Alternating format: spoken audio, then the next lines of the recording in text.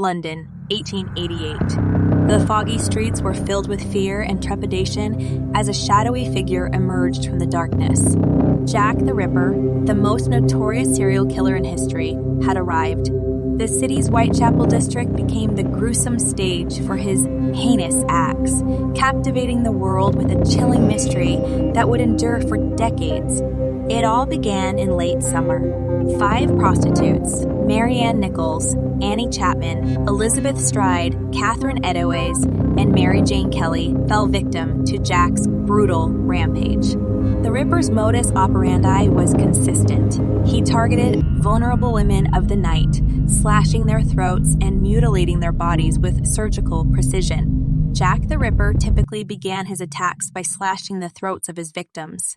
This action would cause severe bleeding and likely incapacitate them. After incapacitating his victims, Jack the Ripper would proceed to mutilate their bodies, particularly focusing on the abdominal area. The level of mutilation varied between victims, but often involved deep and extensive cuts. In some cases, Jack the Ripper removed the internal organs of his victims.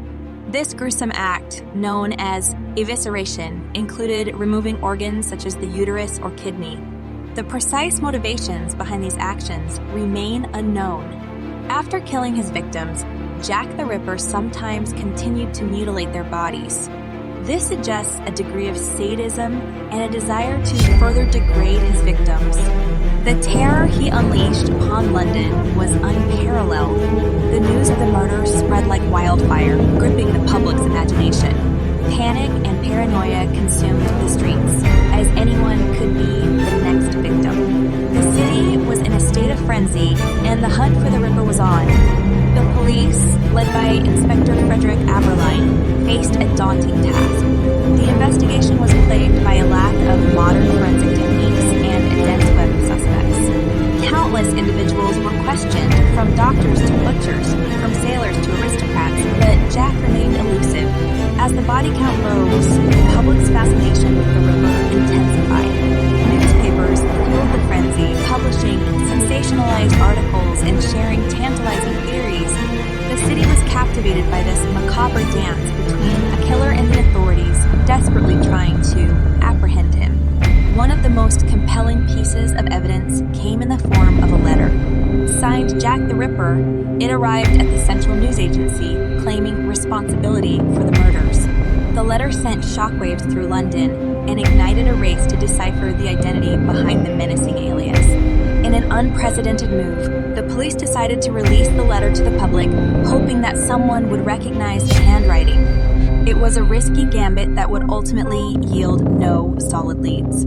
The Ripper seemed to revel in the attention, taunting investigators with his audacity. Among the many suspects who emerged, one name stood out: Aaron Kosminski. A Polish immigrant living in Whitechapel, Kosminski exhibited peculiar behavior and had a history of mental illness. He became a person of interest, and his name would echo through history as a potential solution to the Ripper mystery. However, conclusive evidence linking Kosminski directly to the crimes remained elusive. The case gradually faded from the public eye, leaving behind a haunting legacy. The case has generated numerous suspects over the years, with a wide range of individuals being proposed as potential candidates other than Aaron Kosminski. Montague Druitt, a barrister and teacher, is considered one of the early suspects in the case. He was believed to have exhibited some mental instability and was found dead in the Thames shortly after the last canonical murder. However, the lack of concrete evidence linking him to crimes has cast doubts on his guilt. Francis Tumblety, an American quack doctor, was in London at the time of the murders. He had a reputation for misogyny and an interest in anatomy. Tumblety was arrested but released due to a lack of evidence. James Maybrick, a Liverpool cotton merchant, was named as a suspect when his alleged diary containing detailed confessions surfaced in the 1990s. However, the authenticity of the diary is widely disputed, and many experts consider it a forgery.